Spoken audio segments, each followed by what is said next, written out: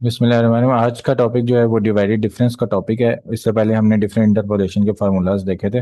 तो divided difference में क्या होता है कि अगर रिज्यूम किया जाए कि हमारे पास एक फंक्शन है y is equal to f of x, और हमारे पास जो वैल्यूज़ हैं वो x की और y की हमारे पास डिफरेंट हैं, जहाँ पर एक्स आई और वाई आई वैल्यूज़ हैं जो कि आई जीरो से लेकर n तक जा रहा है, यानी फिर n+1 वैल्यूज़ ही हैं हमारे पास।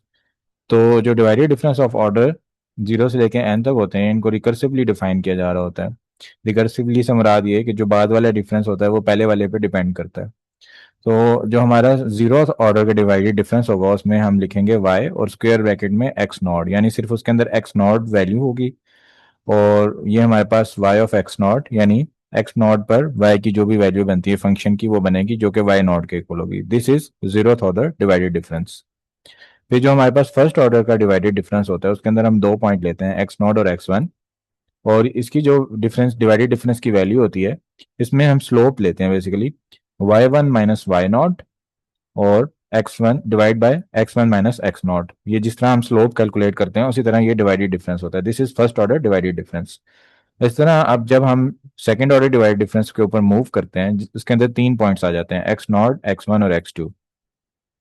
तो इसमें क्या होगा कि हम जब डिफरेंस, जैसे यहाँ पर हमने वाई वन और वाई नॉट का डिफरेंस लिया था एक्स वन और एक्स नॉट की वजह से, यहाँ पे जब हम डिफरेंस लेंगे तो हम पहले इन दो वैल्यूज को लेंगे, इनका डिवाइडेड डिफरेंस जो कि हो जाएगा y x one x two, और इसमें से माइनस करेंगे इन दो वैल्यूज को, क्योंकि ये सेकंड ऑर्डर का है डिवाइडेड डिफरेंस तो इसमें दो वैल्यूज लेते हैं डिफरेंस लेते हुए। तो ये हमारे पास हो जाएगा y x one x two यानी बाद वाली values minus y x naught x one यानी फिर पहले वाली वैल्यूज दो, और डिवाइड करेंगे आउटर रेंज से यानी x two minus x naught. जो बाहर वाली आउटर वाली वैल्यूज हैं वो नीचे डिनोमिनेटर में आएंगी। इसी तरह अगर हम जनरल एक फार्मूला बनाते हैं तो उसमें क्या होगा कि हमारे पास अब यहाँ पर वाई नॉट, जो वाई है वो एक्स नॉट से लेके एक्स एन तक जा रहा है, यानी ये हमारे पास एन माइनस वंथ ऑर्डर का डिवाइडिंग डिवाइडेड डिफरेंस है।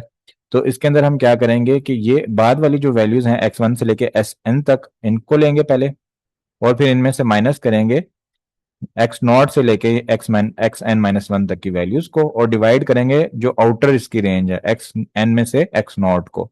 तो ये हमारे पास एक जनरल डिवाइडेड डिफरेंस बनता है एन माइनस वन ऑर्डर का, जिसके अंदर एक्स एन की वैल्यू इंक्लूड होती है, यानी जो भी ऑर्डर होगा उससे एक ज्यादा टर्म इंक्लूड होती है डिवाइडेड डिफरेंस में। अब डिवाइडेड डिफरेंस का जो स्टैंडर्ड फॉर्मेट बनता है वो ये बनता है कि हम जब टेबल बनाते हैं तो एक्स नॉट, यहाँ पर एक्स की तमाम वैल्यूज आ गई, x naught x one x two x three x four, और जो फंक्शन है उसकी वैल्यूज आ गई y naught y one y two y three y four.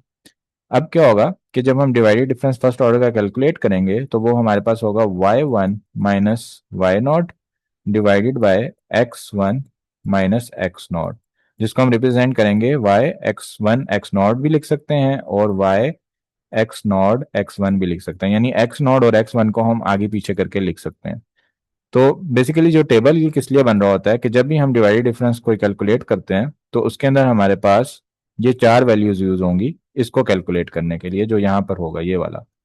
उसके बाद जब ये वाला हम कैलकुलेट करेंगे तो उसके लिए ये वाली चार वैल्यूज यूज होंगी, हम करेंगे y two minus y one divide by x two minus x one. जब ये कैलकुलेट होगा इसके लिए हमारे पास ये वाली चार वैल्यूज यूज होंगी, जिसके अंदर y three minus y two और divided by x three minus x two. और जब ये डिफरेंस कैलकुलेट होगा तो इसके लिए ये वाली तमाम चार वैल्यूज कैलकुलेट होंगी। तो ये टेबल बनाने के लिए आ जाता है पेपर में। अब जब हमने सेकंड ऑर्डर का डिफरेंस निकालना है, सेकंड ऑर्डर का डिफरेंस निकालने के लिए हमारे पास जो एक साथ चार वैल्यूज पड़ी हुई हैं वो यूज नहीं होंगी, बल्कि दो वैल्यू हम ये वाली यूज करेंगे। लेकिन देखेंगे इसके अंदर आउटर रेंज कौन सी है। अब यहाँ पे एक्स टू और एक्स नॉट यूज हुआ हुआ है, तो ऊपर न्यूमरेटर में हमारे पास यही आएगा, मतलब इसमें से हम इसको माइनस करेंगे, लेकिन डिवाइड करते हुए हम इसमें से इसको माइनस करेंगे। तो ये हमारे पास फॉर्मूला इसके लिए बन जाएगा, यानी ये जो फॉर्मूला बनेगा बनेगा y x one x two minus y, जो पहली वाली दो टर्म है एक्स नॉट एक्स वन, और इसको डिवाइड जब हम करेंगे तो ये हो जाएगा x two minus x naught, ये इसका फॉर्मूला बनेगा। तो इस तरह से हमारे पास टेबल बन रहा होता है कि हम जो न्यूमरेटर होता है वो पिछली वाली दो वैल्यूज को लेते हैं, जैसे हम फॉरवर्ड डिफरेंस टेबल में रहते हैं, जैसे अब इसको कैलकुलेट करेंगे तो ये दो वैल्यूज होंगी, इसमें से ऊपर ये आएगा माइनस करके फिर ये आएगा। लेकिन जब हम जो डिनोमिनेटर बनाएंगे उसमें आउटर वैल्यूज देखेंगे, इसमें फोर है और टू है, तो x4 माइनस x2 की वैल्यू लेके डिवाइड करेंगे नीचे डिनोमिनेटर में, तो हमारे पास ये वाला डिफरेंस कैलकुलेट हो जाएगा। तो इस तरह से हम टेबल कंस्ट्रक्ट करते हैं। अब जैसे हमने ये कैलकुलेट करना है, तो इसको कैलकुलेट करने के लिए हम ये वाली दो टर्म्स यूज करेंगे जो यहाँ पर हैं। इस टर्म में से हम माइनस करेंगे इस टर्म को, और जो डिनोमिनेटर होगा उसमें हम x3 माइनस एक्स नॉट करेंगे, यानी ये वाली टर्म यूज होगी और ये वाली टर्म यूज होगी। तो इस तरह से हमारे पास एक पूरा टेबल बनता जाता है। तो इस टेबल को हम एग्जाम्पल में एक बना के भी देख लेंगे। ये इसकी सिर्फ नोटेशन है कि कैसे जनरल फॉर्म में ये टेबल होता है। उसके बाद अगर हमने वेरीफाई करना हो डिवाइडेड डिफरेंस को, एक सिमेट्रिक फंक्शन है। सिमेट्रिक फंक्शन से मुराद ये कि जैसे जैसे हम आगे मूव करते जाते हैं, एक ही तरह की एक सिमेट्री की तरह की एक अरेंजमेंट चल रही होती है। कैसे कि अगर हम यहाँ पर देखें कि अगर हम y x one x naught या y x naught x one, इनको आगे के पीछे करके हम लिख सकते हैं, इसको देखें तो हमारे पास y not over x not minus x one plus y one over x one minus x nought के इक्वल आता है। ये कैसे आता है कि हम इनकी वैल्यूज लेते हैं, फिर एलसीएम लेते हैं, और इस तरह हमारे पास ये फिगर बन जाती है। उसके बाद जब हम थ्री यानी सेकंड ऑर्डर का डिफरेंस लेते हैं, तो उसके अंदर हमारे पास जो टर्म बन जाती है वो ये बन जाती है।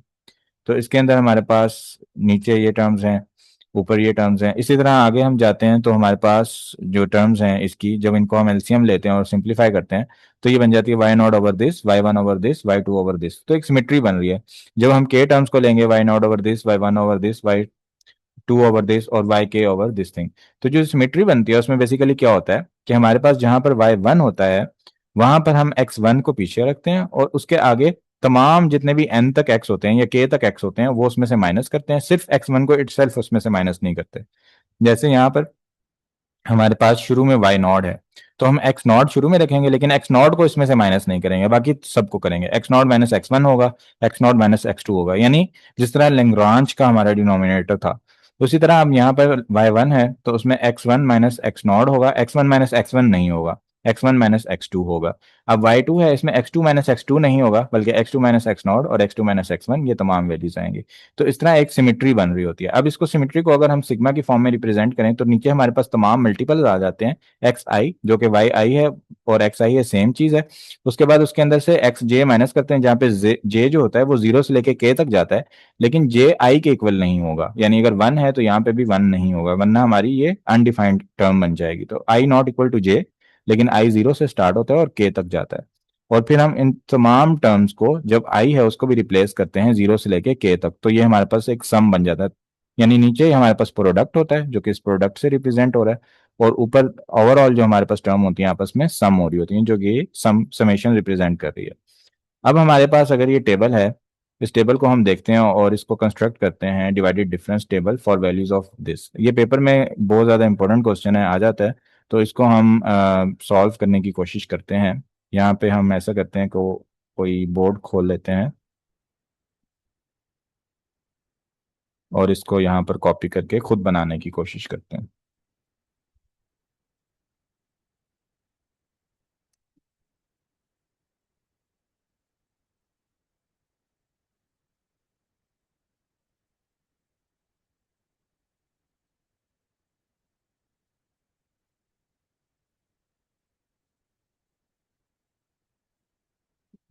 अगर ये यहाँ पर कॉपी हो जाए, नहीं सही तरह कॉपी नहीं हो रहा है। इसको वर्ड में कॉपी कर लेते हैं।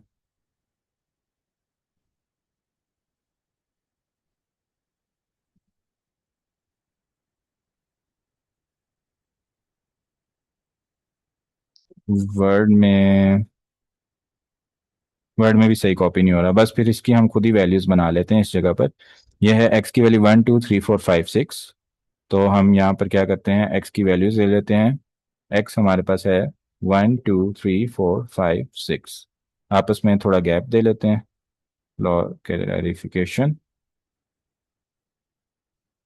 उसके बाद हमारे पास जो वाई की वैल्यूज हैं वो हम यहाँ पर लिख लेते हैं। वाई की जो वैल्यूज हैं वो हमारे पास क्या हैं, minus three zero fifteen forty eight one zero five और one nine two. Minus three zero fifteen forty eight one zero five one nine two. Minus three zero fifteen forty eight one zero five one nine two, ठीक है। ये values होगी, इनको भी आपस में space दे लेते हैं। तो ये हमारे पास एक्स और वाई की वैल्यूज आ गई। अब हमने इनका क्या करना है, डिवाइडेड डिफरेंस टेबल बनाना है। तो डिवाइडेड डिफरेंस टेबल बनाने के लिए हम क्या करेंगे कि सबसे पहले हम यहाँ पर पहला इनका जो जीरोथ ऑर्डर का डिवाइडेड डिफरेंस होगा वो तो ये ही हो जाएगा हमारे पास जो ये वैल्यूज हैं। अब फर्स्ट ऑर्डर का डिवाइडेड डिफरेंस जब हमने बनाना है तो हम जीरो में से माइनस करेंगे -3 को, ये 3 बन जाएगा। टू में से माइनस करेंगे तो ये हो जाएगा 3/1 जो कि 3 के इक्वल आ जाएगा। अब यहाँ पर हमारे पास 15 - 0 15, और ये 3 - 2 1। अच्छा, ये इक्लिप्स स्पेस वैल्यू है, सबका डिफरेंस 1 1 ही बनेगा आपस में। तो ये 15 के इक्वल आ जाएगा। ये हो जाएगा 48 - 15। 48 में से अगर हम 15 माइनस करें, दिस इज 33। और अगर हम 105 में से 48 माइनस करें तो ये बनेगा हमारे पास 57। और अगर हम 192 में से 105 को माइनस करें तो ये हमारे पास बन जाएगा 192 - 5 87। तो ये हमारे पास वैल्यूज बन जाती हैं फर्स्ट ऑर्डर की। जो किस तरह हमने कैलकुलेट की कि ऊपर हमारे पास हमने इसमें से इसको माइनस किया, इसमें से इसको, न्यूमरेटर यही बन रहे थे और डिनोमिनेटर इनको माइनस करके बन रहे थे। ये हमारे पास फर्स्ट ऑर्डर का डिवाइडेड डिफरेंस आ गया।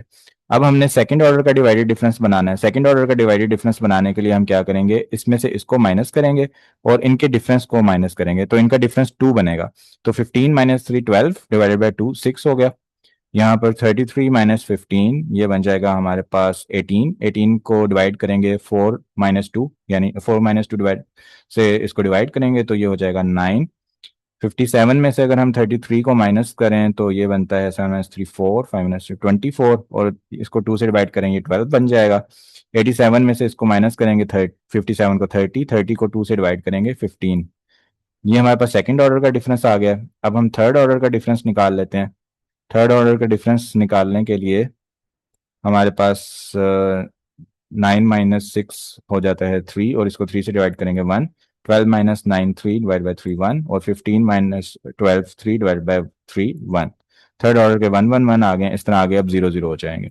तो इस तरह से हमारे पास ये टेबल बनता है। यहाँ पे 1 1 और 1 आ गए हैं, और इसी तरह जो हमने कैलकुलेट किए 6 9 12 15 3 15 33 57 और 87। अब हमारे पास नेक्स्ट जो है इंटरपोलेशन फार्मूला। ये डिवाइडेड डिफरेंस निकल गए, इंटरपोलेशन फार्मूला हम देखते हैं कैसे बनता है। अब y is equal to f f x एक फंक्शन है, और हमारे पास जो वैल्यूज आती हैं y नॉट से लेके y n तक जाती हैं, और जहां पर x होता है हमारे पास ये x i के इक्वल है, जहां पे i 0 से लेके n तक जाता है, यानी वही वैल्यूज हैं। तो हमने क्या करना है, इंटरपोलेटिंग पॉलिनोमियल बनाना है जो x is equal to x i, यानी x की तमाम वैल्यूज पर इंटरपोलेट करता है। तो हमारे पास जो फंक्शन बनेगा वो बनेगा F of x is equal to A not plus A1 x minus x not plus A2 x minus x not x minus x1। यहाँ पर हमारे पास an जो होगा उसमें xn - 1 तक वैल्यू जाएंगी। ये उसी तरह जैसे हमने लेंग्रांज का फॉर्मूला ड्राइव करते हुए फंक्शन बनाया था। अब हमने क्या करना है, बेसिकली A0 A1 A2 इनकी वैल्यूज कैलकुलेट करनी है। तो अब यहाँ पर जो फंक्शंस के कोफिशिएंट्स हैं a के, इनको इस तरह से चूज किया जाता है कि हमने सेटिस्फाई करना है above equation by n+1 pairs xi yi। यानी हम ए के की वैल्यूज, यानी ए नॉट को उस तरह चूज करें, A1 को उस तरह चूज करें, ये तमाम वैल्यूज हमने इस तरह चूज करनी है कि इक्वेशन सेटिस्फाई हो जाए तमाम एक्स की वैल्यूज के लिए जो 0 से लेके n तक जा रही हैं। तो हमारे पास जो f y of x nought बनेगा वो बनेगा ए नॉट के equal, y nought is equal to A nought. और जो हमारे पास y1 बनेगा वो बनेगा a not plus A1 x1 minus x nought. इस तरह जो y2 बनेगा वो शुरू की टर्म से लेके A2 वाली टर्म्स तक बन जाएगा, और yn जो बनेगा शुरू की टर्म से लेके an वाली टर्म तक बन जाएगा। अब हम इससे क्या कर सकते हैं, ए नॉट अगर हमने फॉर एग्जाम्पल कैलकुलेट करना है तो ए नॉट तो हमें पता चल गया कि वाई नॉट के इक्वल होना चाहिए। अब हमने A1 कैलकुलेट करना है बेसिकली, तो A1 कैलकुलेट करने के लिए हम क्या करेंगे, y naught minus a naught हो जाएगा, y1 माइनस ए नॉट हो जाएगा, और डिवाइडेड बाय ये जो टर्म है x1 माइनस एक्स नॉट। तो ये ए नॉट भी हमने देखा वाई नॉट के इक्वल होता है, तो ये बेसिकली बन जाएगा y1 minus y not divided by x1 minus x not. तो अगर हम ये देखें तो ये हमारे पास फर्स्ट ऑर्डर का डिफरेंस बन रहा है, और ये जो वाई नॉट होता है ये हमारे पास जीरोथ ऑर्डर का डिफरेंस होता है। इस तरह हम आगे देखते जाएंगे तो सेकंड ऑर्डर का डिफरेंस, थर्ड ऑर्डर का डिफरेंस। तो जब हम ये ए की वैल्यूज फार्मूला में पुट करते हैं, जैसे अब यहाँ पर a nought is equal to y nought आ गया, A1 फर्स्ट ऑर्डर डिफरेंस के इक्वल आ गया, A2 को जब हमने कैलकुलेट किया तमाम वैल्यूज आगे पीछे करके, तो हमारे पास ये डिफरेंस आ जाता है जो कि हमारे पास सेकंड ऑर्डर का डिफरेंस है। तो इसी तरह जब हम ये तमाम वैल्यूज पुट करते हैं फार्मूला में, तो हमारे पास जो फार्मूला बन जाता है, ए नॉट की जगह वाई नॉट आ गया, ए वन की जगह फर्स्ट ऑर्डर डिफरेंस आ गया, ए टू की जगह हमारे पास सेकंड ऑर्डर डिफरेंस आ गया। तो इस तरह से हम क्या कर सकते हैं, y naught plus x minus x naught first order difference, x minus x naught x minus x one second order difference. तो ये हमारे पास एक फार्मूला बन जाता है। इसको न्यूटन डिवाइडेड डिफरेंस फार्मूला कहते हैं, और इसको हम फॉरवर्ड या बैकवर्ड सेंट्रल डिफरेंसेस के फॉर्म में भी रिप्रेजेंट कर सकते हैं। वो कैसे कि हमारे पास जो इसके अंदर टर्म आ रही है ना, एक्स नॉट और एक्स वन का जो फर्स्ट डिफरेंस है, फर्स्ट डिफरेंस अगर हमारे पास देखा जाए वो होता है y one minus y not divided by x one minus x not. तो y one minus y nought हमारे पास डेल्टा वाई नॉट के इक्वल होता है, जो कि forward difference of y nought होता है। और जो एक्स के डिफरेंसेस होते हैं अगर वो इक्वली स्पेस वैल्यू है तो ये एच के इक्वल होती है, तो ये हो जाएगा delta y not over h. तो इस तरह से हम फॉरवर्ड डिफरेंस ऑपरेटर रिप्लेस कर सकते हैं यहाँ पर। जो सेकंड टर्म बनेगी वो हमारे पास बन जाएगी delta square y not over two factorial h square. और इस तरह हम बैकवर्ड डिफरेंस में और सेंट्रल डिफरेंस में भी इसको रिप्रेजेंट कर सकते हैं। जैसे अब यहाँ पर हमारे पास ये फर्स्ट ऑर्डर मैंने जैसे आपको करके दिखा दिया, वाई इज इक्वल टू जो यहाँ पर हमारे पास सेकंड ऑर्डर का डिफरेंस है, तो इसमें हम देखेंगे जब वैल्यूज पुट करेंगे तो हमारे पास ये वैल्यू आ जाएगी delta square y not over two factorial h. उसके बाद हमारे पास जब हम इंडक्शन करते हैं तो कोई भी हमारे पास वाई एक्स नॉट से लेके एक्स एन तक जा रहा है, तो इसका जो रिप्रेजेंटेशन बनेगी ऊपर आएगा forward difference raised power n y naught divide by n factorial h raised power n. ये हमारे पास एक जनरल टर्म होगी। तो हम क्या करेंगे, इन टर्म्स को फॉर्मूला में रिप्लेस कर देंगे। अच्छा, अब अगर हमने बैकवर्ड डिफरेंस के लिहाज से करना है तो बैकवर्ड बैकवर्ड डिफरेंस के लिए y one minus y naught है, तो backward backward difference operator y one, और ये हमारे पास एक्स माइनस एक्स नॉट जो होगा ये एच के इक्वल हो जाएगा। और इसी तरह जब एक्स एन के लिए हम कैलकुलेट करेंगे तो ये हमारे पास हो जाएगा backward difference operator raised power n divide by n factorial h raised power n y n. अच्छा, अब फॉरवर्ड डिफरेंस में हमारे पास क्या होता है, फॉरवर्ड डिफरेंस में भी हमारे पास सेम इसी तरह का फार्मूला होता है। ये तमाम चीजें ऐसे ही होती हैं, सिर्फ यहाँ पर हमारे पास वाई नॉट होता है, जबकि बैकवर्ड डिफरेंस में हमारे पास यहाँ पर वाई एन होता है। तो ये दोनों में डिफरेंस है। इसी तरह सेंट्रल डिफरेंस ऑपरेटर को भी हम यूज करते हैं, तो हमारे पास सेंट्रल डिफरेंस का ये जनरल फार्मूला निकल आता है। इसको हम डिफरेंस फार्मूला में पुट कर सकते हैं और इनकी फॉर्म में रिप्रेजेंट कर सकते हैं फार्मूलाज को। अच्छा, अब हमारे पास एग्जांपल आ जाती है कि हमने इंटरपोलेटिंग पॉलिनोमियल निकालना है by Lagrange formula and Newton difference formula for the following data. अब लैग्रांज फार्मूला तो हमने देखा था लास्ट क्लास में, और न्यूटन डिफरेंस हमने आज देखा है। तो टेबल बनाएंगे, डिफरेंस टेबल, ये हमें न्यूटन डिफरेंस के लिए चाहिए होगा, लैग्रांज के लिए हमें टेबल नहीं चाहिए होता। लैग्रांज के लिए हम डायरेक्ट वैल्यूज पुट करेंगे, y is equal to f of x, यहाँ पर वाई नॉट होगा y one y two y three, और उसके बाद हमारे पास जो भी वैल्यूज हैं, जो अब फॉर एग्जाम्पल वाई नॉट है तो उसमें x not minus x not नहीं होगा, बाकी तमाम वैल्यूज होंगी डिनोमिनेटर में, और ऊपर जो है हमारे पास एक्स माइनस एक्स नॉट नहीं होगा, बाकी तमाम वैल्यूज होंगी। ये हम पुट करेंगे तो हमारे पास ये एक जनरल फार्मूला बन जाएगा। अब न्यूटन डिवाइडेड डिफरेंस फार्मूला जो है उसको भी जब हम टेबल के मदद से सॉल्व करते हैं, और यहाँ पर हम जब क्या पुट करते हैं, यहाँ पर वाई नॉट आ जाता है, यहाँ पर एक्स माइनस एक्स नॉट, और फर्स्ट डिफरेंस जो हमारे पास आ रहा है यहाँ पर वो जीरो आ रहा है, ये हम पुट कर देते हैं। फिर यहाँ पर हमारे पास आ जाता है x minus x not into x minus x one, और सेकंड डिफरेंस हमारे पास वन बाई टू है, वो हम पुट कर देते हैं यहाँ पर। और उसके बाद हमारे पास जो फार्मूला है उसमें आता है x minus x naught x minus x one x minus x two into third difference हमारे पास ये है। जब ये तमाम चीजें पुट करते हैं और इसको कैलकुलेट करते हैं तो हमारे पास ये एक्सप्रेशन आता है। तो ये बेसिकली दोनों इक्वल होते हैं, यही एग्जाम्पल में हमने प्रूव करना था। तो हमारे पास जो सेम फार्मूला आया है, और जो न्यूटन फार्मूला होता है ये less number of arithmetic operations इसको रिक्वायर्ड होते हैं। देखें, एक ही स्टेप में हमने कैलकुलेट कर लिया, जबकि लैग्रांज में हमें ज्यादा स्टेप करने पड़े हैं। तो इस तरह से हम इसको कैलकुलेट करके, ये एमसीक्यू के लिए इंपॉर्टेंट है कि न्यूटन फार्मूला जो होता है उसमें less number of arithmetic operations required होते हैं। अब जो डिवाइडेड डिफरेंस का टेबल है ना, ये एमसीक्यूज के लिए बहुत ज्यादा इंपॉर्टेंट है। ज्यादातर क्वेश्चन इसी पे पूछे जा रहे होते हैं कि ये एक्स और वाई की वैल्यूज हैं और इनका डिफरेंस टेबल कौन सा होगा, ज्यादा एमसीक्यूज इसी पर आ रहे होते हैं। अब हमने यहाँ पे क्या करना है, न्यूटन डिवाइडेड डिफरेंस फार्मूला की मदद से वाई ऑफ टू कैलकुलेट करना है। तो पहले हम एक फंक्शन बना लेंगे, टेबल बनाया, उसके अंदर डिफरेंसेस निकाल लिए, फंक्शन बना लिया, फंक्शन बनाने के बाद एक्स की जगह वैल्यू टू पुट करेंगे तो हमारे पास आंसर आ जाएगा। इसी तरह अब हम यहाँ पर एक एक्सप्रेशन बनाना है, तो ये टेबल ने बनाया, टेबल के बाद हमने फार्मूला में तमाम वैल्यूज पुट की, फर्स्ट ऑर्डर की, सेकंड ऑर्डर की, nth ऑर्डर की, n माइनस वन ऑर्डर की, तो हमारे पास ये एक्सप्रेशन बन गया। ये हमने रिक्वायर्ड पॉलिनोमियल कैलकुलेट करना था। Next example y is equal to f x, sample points हैं x जो कि 2 तक जा रहा है, x नॉट x1 और x2। तो हमने शो करना है कि न्यूटन डिवाइडेड डिफरेंस फार्मूला और लैग्रांज फार्मूला आइडेंटिकल होंगे। तो ये हमारे पास पहले एक्स और वाई की वैल्यूज गिवन थी, यहाँ पर हमें जनरल बता दिया गया है कि इन तीन के लिए हमने कैलकुलेट करना है। तो हम यही करेंगे कि कोई भी एक फार्मूला ले लेंगे। फॉर एग्जांपल यहाँ पर अब क्या किया गया है, न्यूटन डिवाइडेड डिफरेंस फार्मूला लिया है।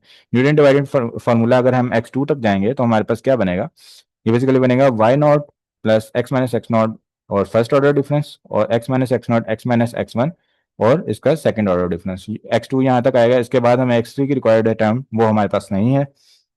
जब हम इसको ओपन करेंगे यानी यहाँ पर हम लिखेंगे y1 minus y not divided by x1 minus x not, तो हमारे पास ये टर्म आ जाएगी। इसी तरह हम सेकंड ऑर्डर डिफरेंस को ओपन करेंगे तो हमारे पास ये टर्म आ जाएगी। फिर इसको हम सिंप्लीफाई करेंगे तो हमारे पास वापस ये वाला फॉर्मूला बन जाएगा जो कि लैग्रांज का इंटरपोलेशन फॉर्मूला है। फिर हमारे पास एरर टर्म का कॉन्सेप्ट आता है कि एरर कितना होता है डिवाइडेड डिफरेंस में। तो बेसिक डेफिनेशन में हमने क्या किया था कि कोई किसी भी x के लिए y ऑफ x is equal to this लिया था हमने, y naught plus x minus x naught y, यानी हमारे पास जो वाई एक्स होता है उसके अंदर हम क्या करते हैं, वाई नॉट लेते हैं और साथ जीरो ऑर्डर डिफरेंस होता है ये, और साथ में हम क्या करते हैं एक्स माइनस एक्स नॉट और फर्स्ट ऑर्डर का डिफरेंस लेते हैं। अब अगर हमने सेकंड ऑर्डर का डिफरेंस लेना हो तो हमारे पास जो टर्म जाती है, सॉरी फर्स्ट ऑर्डर का डिफरेंस जो होता है यहाँ पर, अगर हमने उसको कैलकुलेट करना हो तो हमारे पास जो टर्म आएगी वो इस तरह से आएगी जिसमें सेकंड ऑर्डर का डिफरेंस एडिड होगा। और अगर हम एक्स थर्ड ऑर्डर के डिफरेंस सेकंड ऑर्डर के डिफरेंस में जाते हैं तो हमारे पास थर्ड ऑर्डर का डिफरेंस इसमें एडेड होगा, और इसी तरह हमारे पास एक जनरल टर्म आ जाती है। तो अगर हम क्या करें, इन तमाम इक्वेशंस को मल्टीप्लाई करें, सेकंड इक्वेशन को एक्स माइनस एक्स नॉट से, थर्ड को x minus x naught x minus x one से, और सो ऑन, और इस तरह हम कैलकुलेट करते जाएं तो हमारे पास एक पूरी ये टर्म आ जाती है जिसके अंदर एक एरर टर्म बचती है। जहाँ पे एरर टर्म होती है हमारे पास उसके अंदर तमाम ये वैल्यूज हैं, एक्स माइनस एक्स नॉट से लेके एक्स माइनस एक्स एन तक, इसमें कोई भी वैल्यू एक्सक्लूड नहीं है। और यहाँ पर हमारे पास जो ऑर्डर डिफरेंस है वो nth order n plus one order का ये डिफरेंस है। तो अब हम क्या करें कि अगर हम x की वैल्यूज x नॉट से लेके एक्स एन तक लेते हैं, यानी x नॉट लेते हैं पहले, फिर एक्स एन लेते हैं, फिर x2 लेते हैं, तो इसके अंदर वो वाली टर्म हमें मिल जाती है। तो ये जब हम x1 माइनस एक्स वन करेंगे तो जीरो हो जाएगा, x not minus x naught करेंगे जीरो हो जाएगा, x n minus x n करेंगे जीरो हो जाएगा। तो ये एरर टर्म वैनिश हो जाती है फॉर तमाम जो हमारी x की वैल्यूज हैं जीरो से लेके n तक। तो ये जनरल एरर टर्म है, ये एमसीक्यू में पूछ ली जाती है कि एरर टर्म कौन सी है। तो ये बेसिकली इसके इक्वल है। और रिलेशन पूछ लिया जाता है इसके अंदर के जो हमारे पास यहाँ पर अब गिवन है error term in interpolation formula है कि एरर टर्म इस किस चीज के इक्वल होता है as respect to f y of x is approximated by polynomial p n of x. तो हमारे पास जो एरर टर्म होगी वो किस तरह रिप्रेजेंट की जाएगी, जो ओरिजिनल फंक्शन था वो वैल्यू हम लेंगे और उसमें से माइनस करेंगे जो हमने अप्रोक्सीमेट पॉलिनोमियल लिया है, तो हमारे पास ये एरर टर्म इसके इक्वल होती है। तो अब इसको क्या किया गया है, एरर टर्म को प्रूव किया गया है कि ये हमारे पास ज़्यादा जो होती है इसकी पावर कितनी जाती है, तो वो हम थोड़ा बहुत इसको देख लेते हैं, इतना ज़्यादा इंपॉर्टेंट ये नहीं है। तो एरर टर्म के अंदर जब हम वाई एक्स की वैल्यू और minus p n f x करते हैं तो हमने बेसिकली इसको क्या करना होता है, जीरो के इक्वल करना होता है ताकि हमारे पास इनका डिफरेंस कम से कम आए। तो पहले हमने एरर टर्म देखी थी जो कि इसके इक्वल थी, हमने पहले ड्राइव कर ली थी। इसको अगर हमने एक्सप्रेस करना हो तो प्रोडक्ट ऑफ एक्स लिख सकते हैं जिसको ये लैग्रांज फंक्शन कह रहे हैं, और वाई जो है हमारे पास ये एज इट इज आ गया, और ये जो हमारे पास डेरिवेट जो बेसिकली डिवाइडेड डिफरेंस होता है ये एक कांस्टेंट टर्म होती है, इसको हम के से रिप्रेजेंट कर लेते हैं। अब हमने एक फंक्शन और सपोज कर लिया जिसके अंदर हमने क्या करना है, वाई ऑफ एक्स में से पी एन ऑफ एक्स और दिस टर्म को हम माइनस करें, तो ये हमारे पास एक और हमने फंक्शन लिया जिसके अंदर एरर हमारे पास ये बन रहा है, ठीक है। तो इनका जो डिफरेंस होगा वो हमारे पास एरर बनेगा। तो हमारे पास क्या होता है कि जब हमने डिटरमिन करना है कांस्टेंट के कि हमारे पास एफ ऑफ एक्स वैनिश हो जाए यानी कम से कम आए, तो हमें एन प्लस वन। अब यहाँ पर ये एमसीक्यू इंपॉर्टेंट है कि जब हमारे पास क्या होता है p of n is polynomial of degree n, तो हमारे पास एन प्लस वन डेरिवेटिव उसको जीरो करेगा। ये एमसीक्यू बहुत ज्यादा इंपॉर्टेंट है कि जो डिग्री होती है पॉलिनोमियल की उससे एक प्लस करके हम डेरिवेटिव लेते हैं तो हमारे पास पॉलिनोमियल जीरो के इक्वल हो जाता है। अब यहाँ पर जो हमारे पास सिर्फ एक इंपॉर्टेंट है कि के किस चीज के इक्वल होता है, ये एमसीक्यू में पूछ लिया जाता है कि के जो होता है हमारे पास y raised power n plus one, यानी वाई का एन प्लस वन डेरिवेटिव लेंगे विद दिस टर्म जिसको हम जो भी नाम दें, for example we say it epsilon. तो ये हमारे पास बेसिकली एक्स से लेके एक्स नॉट से लेके एक्स एन के बीच की एक टर्म हम लेते हैं, पिक करते हैं रेंडमली, और एन प्लस वन फैक्टोरियल से डिवाइड हो जाता है। और जो हमारे पास एरर टर्म होती है उसके अंदर हमारे पास y x minus p n x जो होता है ये इस टर्म और साथ में लैग्रांज जो हमारे पास प्रोडक्ट है इसके इक्वल हो जाता है। तो ये भी एमसीक्यू में टर्म पूछ ली जाती है। For some interval I. तो एरर जो कमिट हुआ है हमारे पास वाई एफ एक्स को रिप्लेस करने में, जो हमने polynomial p n of x से रिप्लेस किया था, जो कि न्यूटन डिवाइडेड डिफरेंस में या किसी भी हमारे पास लैग्रांज फार्मूला में, तो जनरल हमारे पास जो एरर होता है वो बेसिकली इस टर्म के इक्वल होता है। और इस टर्म के अंदर जो हमारे पास के की टर्म होती है उसको हम इस चीज से रिप्लेस कर सकते हैं, which is y n plus one derivative of epsilon divide by n plus one factorial. तो यहाँ तक हमारा जो डिवाइडेड डिफरेंस का कॉन्सेप्ट और एरर टर्म्स हैं ये खत्म होती हैं। आई थिंक आज के लिए इतना ही काफ़ी है, फिर बाकी हम नेक्स्ट क्लास में देखते हैं। के हमारे पास किस चीज़ को रिप्रेजेंट कर रहा होता है? अच्छा, के हमने क्या किया था कि हमारे पास जो टर्म थी ये वाली डिवाइडेड डिफरेंस वाली, इस ये कांस्टेंट टर्म थी, तो हमने इसको के इक्वल सपोज कर लिया था कि मतलब हमने कह दिया था कि ये कांस्टेंट है। अब इसको के इक्वल सपोज करने के बाद हमने इसको ड्राइव किया इस तरह से कि हमारे पास एरर कम से कम हो। हमारे पास जो ये फंक्शन है इसका जो ये डिफरेंस बन रहा है ये जीरो के इक्वल आ जाए, यानी ओरिजिनल फंक्शन और इन फंक्शन में जीरो का डिफरेंस हमने लेके आना था। एफ ऑफ एक्स को हमने वैनिश करना था, इस तरह से हमने के बनाना था। तो हम क्या करते हैं, एक्स को लेते हैं जीरो से लेके एन तक, और एक रैंडम पॉइंट लेते हैं एक्स बार, जो कि डिफरेंट होता है इन एन प्लस वन, ये वाले जो पॉइंट हैं इनसे डिफरेंट होता है। और हम कहते हैं कि हमने एक इंटरवल बनाना है आई जिसके अंदर एक्स नॉट से लेके एक्स एन तक भी वैल्यूज हैं और एक आर्बिट्रेटली पॉइंट हमने चूज किया वो भी है। तो एफ ऑफ एक्स वैनिश करे इन तमाम एन प्लस टू आइटम्स पे। तो हमारे पास जो रोलेस थ्योरम है वो कहता है कि जो एफ डेरिवेटिव ऑफ एक्स वो वैनिश करेगा n plus one times in interval this, ये कहता है बेसिकली। ये भी एमसीक्यू के लिए आ सकता है। और जो एफ डबल डेरिवेटिव होता है ये एन टाइम्स जो होता है ना, ये हमारे पास वैनिश करता है, यानी जो सिंगल डेरिवेटिव होगा ये n plus one time vanish करेगा, double derivative n times vanish करेगा।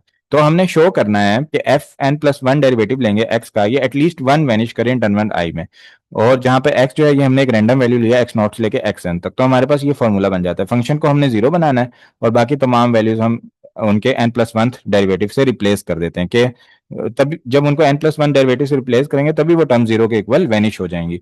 तो अब क्या किया हमने कि n p n is a polynomial of degree n, इसका n plus one derivative zero होगा, तो ये तो वैसे ही जीरो हो जाएगी। उसके बाद हमारे पास जो डेफिनेशन ऑफ लैग्रांज एक्स है, Lagrange n plus one x जो होता है ये हमारे पास एन प्लस वन फैक्टोरियल के इक्वल होता है। तो ये एन प्लस वन फैक्टोरियल के इक्वल हमारे पास जब होता है तो हमारे पास जो के यहाँ पर ये आ जाएगा। अब के जब हमने कैलकुलेट करना है तो ये वाली टर्म उस तरफ चली जाएगी और ये वाली जो टर्म थी एन प्लस वन फैक्टोरियल ये डिवाइड हो जाएगी, तो के हमारे पास इस चीज के इक्वल हो जाएगा। और के को जब हम ओरिजिनल एरर में रिप्लेस करेंगे तो हमारे पास ये टर्म बन जाएगी। तो इस तरह से एरर कैलकुलेट होता है। ये मैंने इसलिए स्किप कर दिया था कि मैंने कहा कि शायद कॉम्प्लेक्स ना हो जाए।